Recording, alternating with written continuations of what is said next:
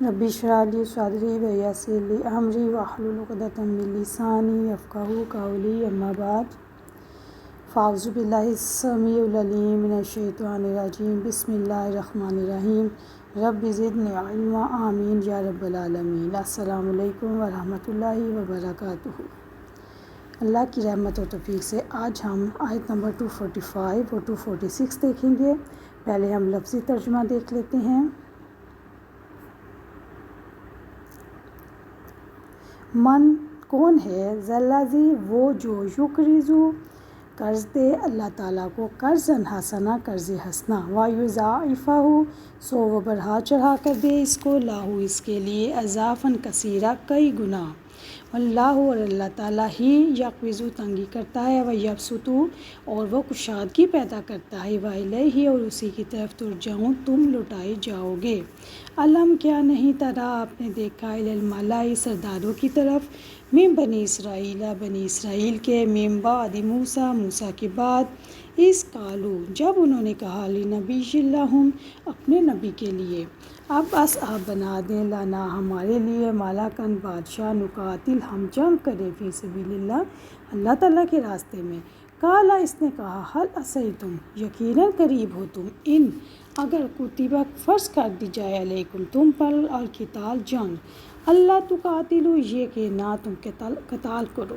قالو انہوں نے کہا، وما اور کیا ہے، لنا ہمارے لیے، اللہ یہ کہ نہ نقاتل ہم جنگ کریں، فی سبیل اللہ اللہ تعالیٰ کی راہ میں، وقد حالانکہ یقیناً اخرجنا نکالا گیا ہے ہمیں، من دیارنا ہمارے گھروں سے، وابنائنا اور ہمارے بیٹوں سے، فلما پھر جب کتبہ فرض کر دی گئی، علیہم ان پر، القتال جنگ، تولوا وہ پھر گئے، الا علاوہ، قلیلاً تھوڑی سی تعداد کے، منہم ان میں سے، اللہ اور اللہ تعالیٰ علیم خوب جانے والا ہے، بالظالمین ظالموں کو۔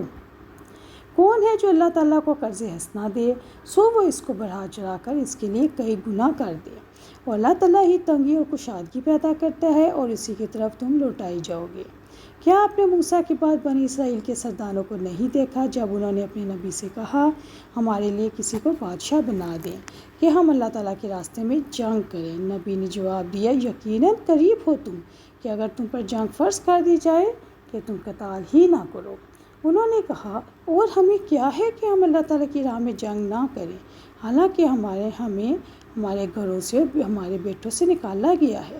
پھر جب ان پر جنگ فرض کر دی گئی تو ان میں سے تھوڑی سی تعداد کے علاوہ سب پھر گئے، اور اللہ تعالیٰ ظالموں کو خوب جاننے والا ہے۔ اللہ کی رحمت و توفیق سے اب ہم انشاءاللہ تعالیٰ 245 کو دیکھیں گے۔ من ذا الذی یقرض قرضا حسنا، کون ہے جو اللہ تعالیٰ کو قرض حسنا دے؟ یہاں پہ طالبان حق کو شوق دلایا جا رہا ہے کہ اللہ کی راہ میں اس کی رضا کے کاموں پر اس کا دیا ہوا مال خرچ کریں، اور یہ آیت قرآن مجید میں بار بار اتری ہے۔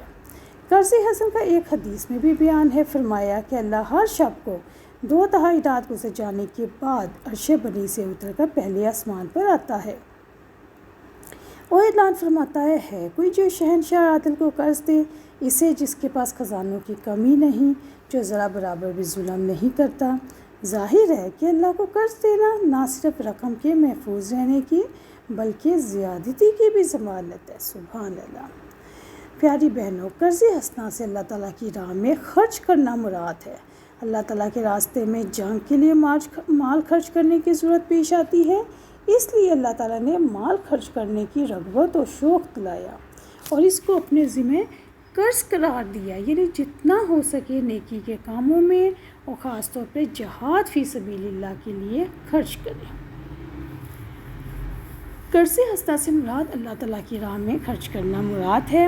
قرض حسنا سے مراد ایک ایسا قرض ہے جو خالص نیکی کے جذبے سے اللہ تعالیٰ کی رضا کے لیے بدلے کی خواہش کے بغیر کسی کو دیا جائے۔ اسی طرح جو مال اللہ تعالیٰ کی راہ میں خرچ کیا جاتا ہے، اس کو اللہ تعالیٰ اپنے اوپر قرض قرار دیتی ہے۔ فَيُضَاعِفَهُ أَضْعَافًا كَثِيرًا سو وہ اس کو بڑھا چڑھا کر اس کے لیے کئی گنا کر دے۔ اس کا کیا مطلب ہے کہ اللہ تعالیٰ نیکی کا ثواب 10 گنا سے 700 گنا تک یا اس سے بھی زیادہ عطا فرمائے گا۔ سبحان اللہ۔ ثواب میں اضافہ خرچ کرنے والے کی نیت، حالت خرچ کے لیے ضرورت اور فائدے کے مطابق ہوگی کہ کس نے کس طرح سے خرچ کیا ہے۔ اللہ تعالیٰ دلوں کے راز خوب جانتا ہے۔ اس سے کیا پتہ چلا کہ پیاری بہنوں، جب آپ کسی کو بھی قرضہ دیں، کسی کی مدد کریں، کسی پہ صدقہ خیرات کریں، تو یاد رکھیں اس احسان کا بدلہ اس بندے سے مت مانگیں۔ آپ یہ سودا، آپ یہ ایگریمنٹ اللہ کے ساتھ کر رہی ہیں، اور اللہ تعالیٰ کتنا بڑھا چڑھا کر اس کا اجر دے گا۔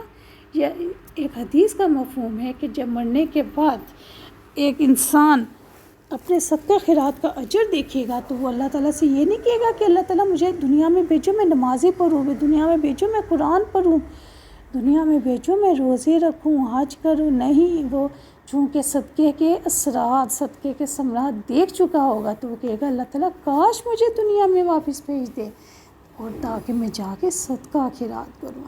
تو آج ضرورت اس بات کی ہے کہ جب ہم زندہ ہیں، اللہ کا شکر، اللہ کی رحمت ہی ہے ہمارے پاس، ہم بہت سے لوگوں کی مدد کر سکتے ہیں اپنے صاحب حیثیت، تو پھر ضرور کریں تاکہ کل آپ کو پچھتانا نہ پڑے۔ اور یاد رکھیں نفاق سے مال کم نہیں ہوتا۔ حضرت ابو ہریرہ رضی اللہ عنہ سے روایت ہے کہ حضرت محمد صلی اللہ علیہ وسلم نے فرمایا، ما ناقصت صدقہ من مال، صدقہ مال میں کمی نہیں کرتا، اور بندے کے معاف کر دینے سے اللہ تعالیٰ اس کی عزت بڑھا دیتا ہے، اور جو آدمی بھی اللہ تعالیٰ کی رضا کے لیے عاجزی اختیار کرتا ہے اللہ تعالیٰ اس کا درجہ بلند فرما دیتا ہے۔ صحیح مسلم 6592۔ پیاری بہنیں، یہاں میں تھوڑا سا آپ کو بتانا چاہتی ہوں کہ اب بہت زیادہ اس حدیث کے بارے میں چرچا ہے، اور بہت زیادہ یہ حدیث پھیلائی جاتی ہے کہ اگر کسی کو معاف کر دینے سے اس کی عزت میں کمی آتی ہے تو وہ قیامت کے دن میرے سے لے لے۔ پیاری بہنوں، یہ بالکل بھی کسی حدیث میں نہیں آیا، یہ ضعیف حدیث ہے، من گھڑت ہے۔ اصل حدیث یہی ہے جو میں نے آپ کے سامنے ابھی بیان کی ہے۔ انفاق فی سبیل اللہ، اللہ تعالیٰ کے نام قرض حسنہ ہے۔ ابن مسعود فرماتے ہیں جب یہ آیت اتری تو ابو لداحدہ انصاری رضی اللہ عنہ بولے، یا رسول اللہ صلی اللہ علیہ وسلم، کیا اللہ تعالیٰ ہم سے قرض مانگتا ہے؟ فرمایا ہاں۔ بولے، یا رسول اللہ صلی اللہ علیہ وسلم اپنا ہاتھ تو دکھائیں۔ تو آپ صلی اللہ علیہ وسلم نے اپنا دست مبارک ان کے ہاتھ میں دے دیا، تو بولے، میں نے قرض کے طور پر اپنا باغ اللہ تعالیٰ کو دے دیا جس میں 600 کھجوروں کے درخت تھے، اللہ اکبر، اور اس میں دہدہ اور اس کے بچے بھی رہتے تھے۔ پھر باغ میں آ کے دہدہ کو آواز دی اور بولے، یہاں سے بوریہ بستر اٹھا لو، میں نے یہ باغ اللہ کو بطور قرض دے دیا ہے، اللہ اکبر کبیرہ۔ یہ تھے صحابہ کرام کا عمل، یہ تھے ان کا جذبہ، اسی لیے انہوں نے دنیا اور آخرت میں مقام پایا، اللہ اکبر۔ جب معاملہ اللہ تعالیٰ کے راستے میں آتا تھا، جب اللہ تعالیٰ کے راستے میں خرچ کرنے کا آتا تھا، جب اللہ تعالیٰ کی اطاعت کا آتا تھا، جب اللہ تعالیٰ کی خوشی کا آتا تھا، صحابہ کرام ایک سیکنڈ بھی ضائع نہیں کرتے تھے۔ حضرت ابو مسعود رضی اللہ عنہ سے روایت ہے کہ ایک آدمی ایک اونٹنی لے کر آیا جس کو مہار ڈالی ہوئی تھی، یعنی رسی ڈالی ہوئی تھی اس کے منہ میں، اس کو مہار کہتے ہیں، جس کو پکڑ کے اونٹ کو چلایا جاتا ہے۔ عرض کیا کہ یہ اللہ تعالیٰ کے صدقے میں راستے میں صدقہ ہے، تو اس رسول اکرم صلی اللہ علیہ وسلم نے فرمایا، تیرے پاس قیامت کے دن اس کے بدلے میں 700 اونٹنیاں ہوں گی جن کی مہار ڈالی ہوئی ہوگی۔ صحیح مسلم 4897۔ سبحان اللہ۔ پیاری بہنوں، اللہ تعالیٰ اس مال کو کئی گنا بڑھا چڑھا کر دیں گے جب اللہ کی راہ میں خرچ کریں گے۔ دنیا میں برکت ہوگی، آخرت میں بے حساب اجر، اللہ تعالیٰ کا قرب اور اس کی رضا نصیب ہوگی۔ اور یاد رکھیں، انسان حرص و بخل کی وجہ سے غنی نہیں ہوتا، دولت مند اور فقیری اللہ تعالیٰ کے ہاتھ میں ہے۔ اس دنیا سے رخصت ہونے کے بعد جمع کیا ہوا مال کام نہیں آئے گا۔ آگے ہم مزید دیکھتے ہیں۔ السلام علیکم ورحمۃ اللہ وبرکاتہ۔